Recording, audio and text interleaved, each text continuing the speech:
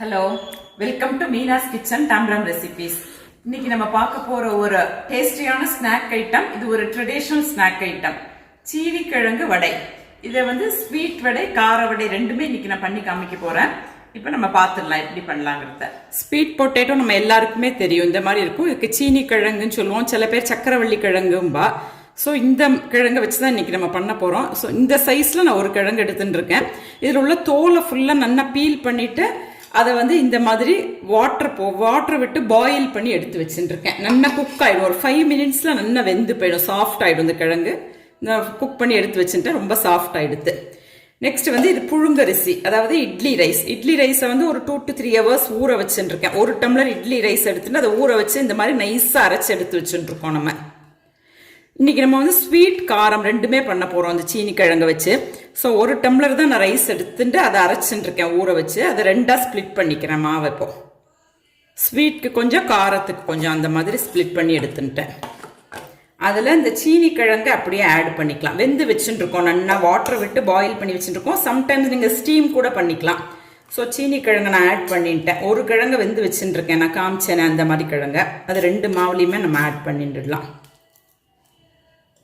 ஒரு 50% ரெண்டுலேயும் எக்ஸாக்டாக ஆட் பண்ணிட்டேன். ஸோ நம்ம ஃபுல்லாகவே ஆட் பண்ணிட்டோம் கிழங்கு.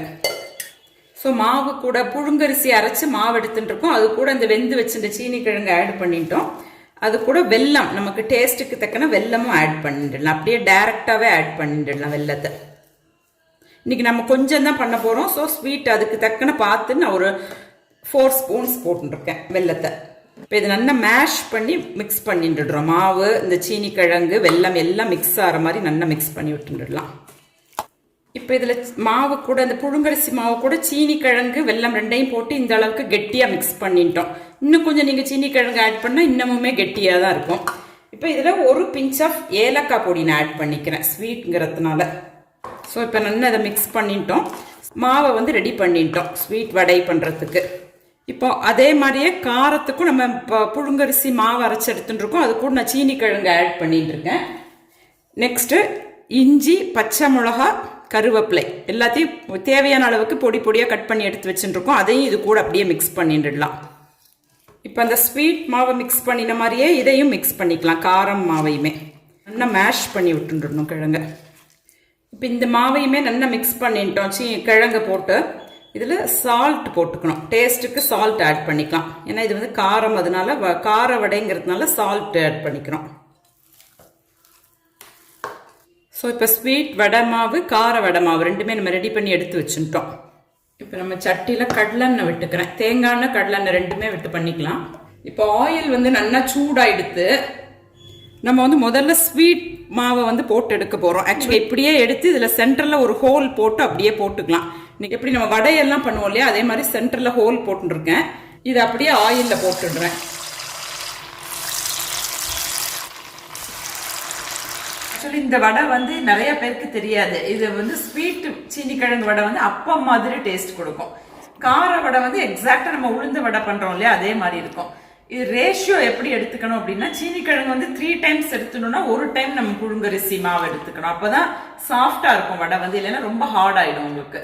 இப்போ ஒரு சைடு வெந்திருக்கும் நல்லா, நம்ம ரொம்ப மீடியம் ஃப்ளேம்ல தான் வச்சுக்கணும். இது ரொம்ப சாஃப்ட்னால நல்லா வெந்திருக்கு. ஸோ அது அப்படியே அதர் சைடு நம்ம உள்ள திருப்பி போட்டுடுறேன்.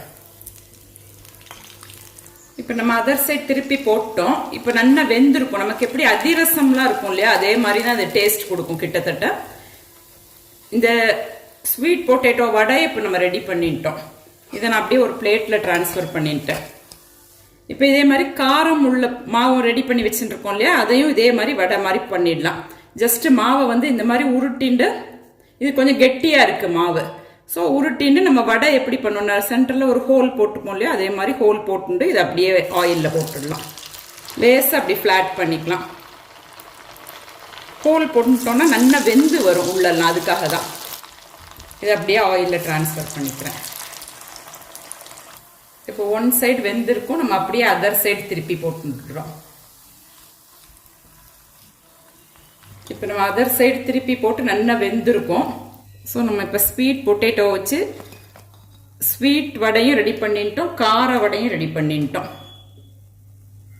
இன்னைக்கு நம்ம ஒரு வித்தியாசமான ஒரு ஸ்நாக் ஐட்டம் பண்ணி பார்த்துருக்கோம். இது எல்லாருமே ட்ரை பண்ணி பாருங்க. ரொம்ப ஹெல்த்தியான ஒரு ஸ்நாக் இது வந்து. ட்ரை பண்ணி பார்த்து டேஸ்ட் எப்படி இருக்குங்கிறதுக்கு எனக்கு ஃபீட்பேக் கொடுங்க. தேங்க்யூ.